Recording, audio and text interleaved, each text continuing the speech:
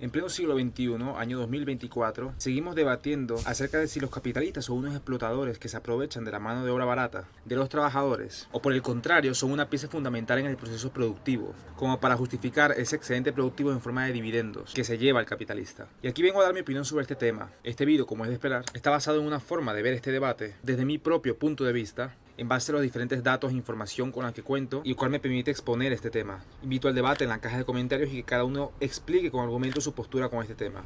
Soy Pedro Velázquez, un emprendedor innato amante del aprendizaje, ya no solo en ámbitos empresariales, sino en cualquier ámbito que me ayude a cultivar mi crecimiento personal y de entender cada vez más cómo funciona nuestro mundo y cómo poder llegar a cambiarlo mejor. En este canal comparto contenido acerca de emprendimiento, crecimiento interpersonal y política, y mis experiencias personales como emprendedor. En la actualidad cuento con 2 proyectos, los cuales me permiten vivir cada vez más la vida que quiero y permitirme contar con libertad financiera, pero sobre todo con libertad de tiempo. Hace poco vi un debate entre un economista al cual sigo de muy cerca, llamado Juan Ramón Rayo, y el presidente del Frente Obrero, Roberto Vaquero. En el vídeo se explaya bien este tema. Recomendaría encarecidamente que lo vieran.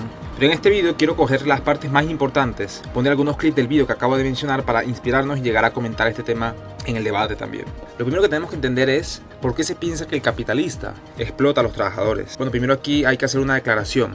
Una cosa es el capitalista y otra es el empresario. El empresario vendría a ser el CEO o el fundador que ha creado dicha empresa. Y el capitalista vendría a ser los accionistas que financiaron esa empresa a cambio de contar con una participación. Es decir, han puesto dinero a la empresa con el objetivo de tener un porcentaje de las acciones, del total de las acciones de dicha empresa. Es decir, el capitalista da dinero y recibe un porcentaje de la propiedad de esa empresa, que irá acorde con el dinero que está invirtiendo. Y esto se hace a través de métodos de financiación. Y lo que ocurre aquí es que la financiación suele tener mucho riesgo. No todo el mundo puede permitirse invertir. Estoy hablando de que no todo el mundo puede hacerlo, sino de que no todo el mundo se lo puede permitir. Ya no solo en términos económicos, porque tú como persona común y corriente puedes ahorrar un poco de dinero e invertir, sino sobre todo en términos de riesgo. La mayoría de gente somos reacias al riesgo, y el hecho de delegar y externalizar el riesgo a otra persona o grupo de personas, pues evidentemente que tiene un valor bastante elevado. Y esto es independientemente de un sistema capitalista o no. Un sistema de planificación central en donde el Estado es dueño de las empresas, el Estado es el que financia esas empresas a través de los impuestos que cobra a los ciudadanos.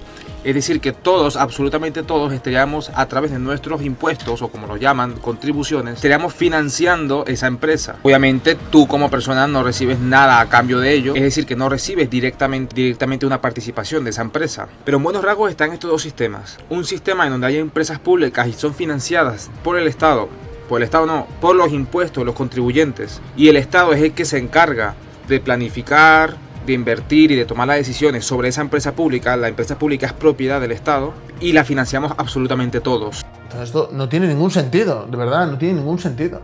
O sea, esa complementación que hace, claro, es la complementación entre el que se lucra a base de invertir y especular, que habría que ver de dónde sale esa inversión, acumulación originaria, etcétera. Se lucra del trabajo ajeno, se lucra de explotar a los demás. Por lo tanto, yo esto lo veo un sinsentido lo que está diciendo. Con esto, Roberto, lo siento, pero me demuestras que no entiendes cuál es la función que desempeña el capitalista dentro del proceso productivo. El capitalista proporciona medios de producción. Y me dirás, también los puede proporcionar el trabajador, porque de hecho esos medios de producción los ha fabricado el trabajador.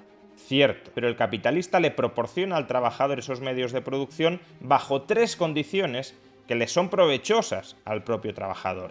En primer lugar, el capitalista crea esos medios de producción con cargo a su propio ahorro. Es decir, que el trabajador no tiene que ahorrar, no tiene que esperar, no tiene que retrasar su consumo para poder producir medios de producción. Me dirás, esto no es demasiado importante. Bueno, si esto no es demasiado importante, ¿por qué los trabajadores no ahorran parte de sus ingresos para crear medios de producción y emanciparse del capitalista? Porque ahorrar parte de sus ingresos para producir en 5, 10, 15 o 20 años medios de producción les resulta enormemente gravoso. Pues bien, eso es lo que hacen los capitalistas, proporcionar medios de producción ahora, en el presente, en lugar de que el trabajador tenga que experimentar sacrificios de austeridad, de ahorro forzoso, para obtener medios de producción en el futuro. si yo dedico 1 año, 2 años, 3 años a fabricar una azada y luego te alquilo esa azada, es evidente que tú sales ganando de que yo haya producido, de que yo haya dedicado 3 años de mi vida a producir la azada, ya que tú dispongas de esa azada sin tener que haber restringido en ningún momento de tu vida tu consumo, tu nivel de vida, tu calidad de vida, para estar produciendo esa azada. Esto es una opinión personal, pero hay que primero ver una cosa, y es que la gente hoy en día habla mucho por hablar, sobre todo en redes sociales. Por ejemplo, si ves a una persona que cambia de humor constantemente, le vas a llamar bipolar, cuando bipolar es en realidad una patología. O cuando ves a una persona que tiene una empresa y por el motivo que sea tiene dinero, lo primero que se te viene a la cabeza es que está explotando a sus trabajadores y por eso tiene dinero. Pero eso ocurre con cualquier tipo de relación interpersonal donde juegue algún tipo de necesidad y oferta de esa necesidad, no únicamente con capitalistas y trabajadores, sino con cualquier tipo de relación interpersonal. Yo te hago una pregunta. Te ofrecen 2 trabajos idénticamente iguales. En uno te pagan más que el otro. ¿Cuál elegís? Te pagan más. Obvio. Ok, ahora vas al supermercado. Tenés 2 productos idénticamente iguales y la única diferencia es el precio. ¿Comprás el más barato o el más caro? Que vale menos.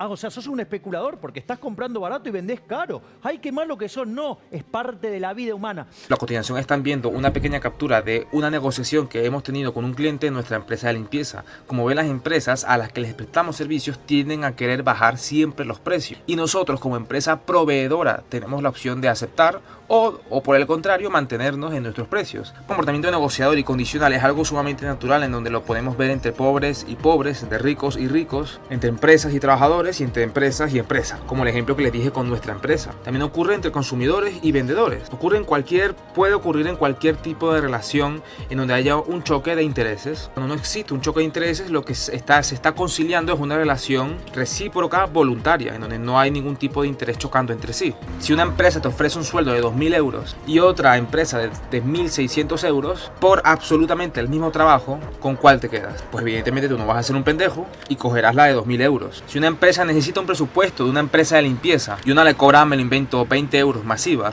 y la otra le cobra 15 euros más IVA, ¿con qué empresas de limpieza se quedará? Pues con la que le cobra 15 euros, obviamente. Y si una empresa puede escoger entre un trabajador que pide 1.500 y uno que pide 2.000, ambos con la misma experiencia, con la misma capacidad, con lo mismo, etcétera, con todo igual, ¿con cuál creen que se queda la empresa? Evidentemente, al igual que en las otras ocasiones también era evidente, se quedará con el trabajador que pide 1.500 y no con el que pide 2.000.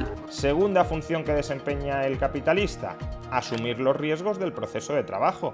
El capitalista inmoviliza su trabajo en unos medios de producción que pueden no terminar realizándose, que pueden no terminar convirtiéndose en mercancías que se vendan. Si eso es así, si el capitalista hace una inversión de tiempo en un proceso de producción que fracasa, ¿quién pierde el tiempo de trabajo que ha sido inmovilizado en esos medios de producción que finalmente no valen para nada? ¿Lo pierde el trabajador ese tiempo de trabajo? No, el trabajador durante el periodo de tiempo en el que ha estado trabajando dentro de ese proceso productivo, que finalmente es un fracaso, ha ido cobrando un sueldo que le ha permitido comprar mercancías fabricadas por otros trabajadores con otros capitalistas. Es decir, que el trabajador no se expone patrimonialmente a que su trabajo inmovilizado en mercancías, si esas mercancías no se venden, le generen un quebranto, una pérdida al trabajador. Porque el trabajador ha vendido su fuerza de trabajo y ya ha cobrado por esa fuerza de trabajo que ha vendido. Quien se expone al riesgo de que esa fuerza de trabajo se haya invertido mal es el capitalista. Si no asumiera ese riesgo el capitalista, lo tendría que asumir el trabajador. ¿Me estás diciendo que el trabajador no sale beneficiado de que haya otros que asuman el riesgo de su proceso de trabajo? ¿Me estás diciendo que los trabajadores, todos ellos, están dispuestos a arriesgarse a que si emprenden un determinado proceso de trabajo y ese proceso de trabajo fracasa, lo pierdan todo y su trabajo no haya valido para nada? No, claramente hay personas que son adversas al riesgo, la mayoría de hecho, que prefieren renunciar a ganancias potenciales futuras a cambio de que les reduzcas el riesgo al que se están exponiendo. Por eso mucha gente contrata seguros, por cierto, para que otro se haga cargo del riesgo de determinados acontecimientos vitales. Pues lo mismo el trabajador con el capitalista. El capitalista absorbe los riesgos del proceso de trabajo, que si no los absorbiera el capitalista, los tendría que absorber el trabajador. Por supuesto que el trabajador los puede absorber, pero ¿de dónde sacas tú que el trabajador prefiere absorber esos riesgos antes que traspasárselos a una tercera persona que cobra, evidentemente, por ser ella quien concentre todos los riesgos del proceso de trabajo. Aquí lo que mucha gente diría es que es imposible ahorrar. Claro, el trabajador no se puede emancipar del capitalista porque el sistema conspira contra los trabajadores para que nunca salgan de esa carrera de la rata. Y por ende se ven sumergidos en la incertidumbre y desamparo, obligados a vender su fuerza de trabajo. Un trabajador quisiera lidiar con todo eso de emanciparse de su jefe o de su empresa. Tendría que ahorrar, es decir, gozar de un menor poder adquisitivo. Hoy para gozar de una tal vez mayor el día de mañana. Yo a día de hoy tengo un proyecto que ya está dando dinero, que ya está yendo medianamente bien y necesitamos capital, necesitamos financiación para poder crear una aplicación, un equipo, invertir en los recursos, el capital humano, etc. Es decir, necesito de un capitalista que me dé dinero y a cambio le doy una parte de mi empresa y necesito a alguien que no me cobre si la empresa sale mal. Es decir, que necesito a alguien que democratice los riesgos junto conmigo. No solamente me da dinero y ya está, sino que al darme dinero y al tener parte de mis acciones democratizamos las responsabilidades. Es decir, que si el día de mañana la empresa va mal y tú pierdes, el capitalista pierde todo el dinero, lo tiene que asumir y no tiene que cobrarle nada al emprendedor. Y en tercer lugar, el capitalista también aporta información al proceso productivo. No solo proporciona medios de producción en general, proporciona medios de producción que están específicamente orientados a satisfacer los valores sociales de uso de otras personas, porque el trabajador podría producir mercancías que no son útiles para otros, no tenemos una información plena de cuáles son las necesidades prioritarias que hay que satisfacer de otras personas, y si produjera el trabajador mercancías que no son valiosas para otros, estaría dilapidando su tiempo de trabajo. El capitalista evita que dilapide su tiempo de trabajo, además internalizando él los riesgos de que el capitalista se esté equivocando, proporcionando información sobre cómo orientar el proceso productivo, hacia dónde orientar el proceso productivo y sobre cómo maximizar la productividad dentro del proceso productivo. Si el capitalista tiene información sobre cómo organizar los medios de producción de la manera más eficiente posible, es obvio que con esa información el trabajador se vuelve más productivo y que sin esa información que tiene el capitalista y por la que le cobra al trabajador, es evidente que sin esa información el trabajador sería menos productivo. ¿Qué me puedes decir? ¿Pero el trabajador también podría tener esa información? Sí, potencialmente podría tenerla.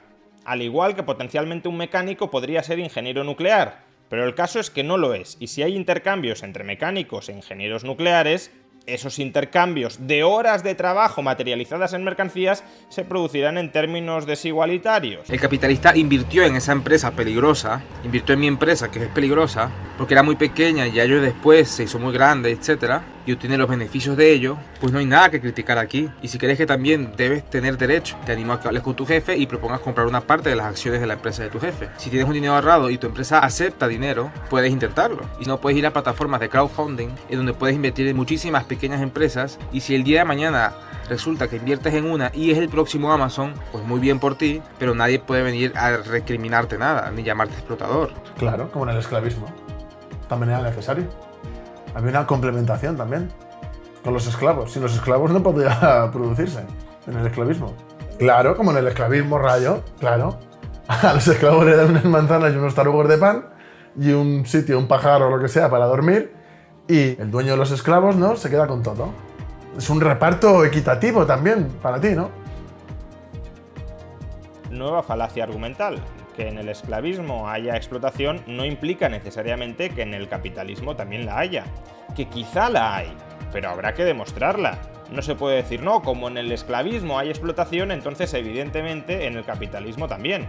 Es como si yo dijera que en una cooperativa unos trabajadores explotan a otros porque, claro, como producen conjuntamente y luego se distribuyen el producto conjunto, ahí hay una contradicción dialéctica entre los trabajadores, porque si un trabajador coge más porción del producto final es que otros están cogiendo menos, y si uno de los trabajadores que ha contribuido a producir no se quedara con nada, entonces los otros tendrían más. Si lo elimináramos de la película una vez, claro, se ha producido el producto final, pues los demás tendrían mayor porción. Eso implica que ese trabajador de la cooperativa al que le privas de cualquier porción del producto final para que los demás, para que el resto de trabajadores tengan una mayor porción después, claro, de que todos hayan producido, de que todos hayan trabajado para producir ese producto final, eso implica que ese trabajador al que eliminas de la ecuación no aportaba nada, era un parásito, estaba quedándose o iba a quedarse con el tiempo de trabajo de los demás, iba a explotar a los demás. No, no lo implica.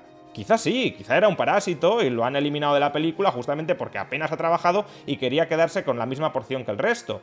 Pero que eso pueda pasar no significa que eso pase necesariamente, y desde luego no me puedes demostrar que eso está pasando por el hecho de que en el esclavismo el dueño explotara al esclavo. ¿Qué tiene que ver esa relación con esta otra? Lo que tienes que hacer de nuevo es demostrar que el capitalista no aporta nada al proceso productivo y en cambio sí recibe una porción del producto final sin haber aportado nada. Eso es lo que tienes que hacer, no remitirte al esclavismo. ¡Ay! Hay muchos modos de explotación. La explotación asalariada es la peor de todas porque está oculta. Tan oculta que has de escarbar tanto, que has de indagar tanto, que al final terminas viendo fantasmas donde no los hay. Espero que este video te haya gustado, me ayudarías mucho si me dejaras un like. Nos vemos para la próxima.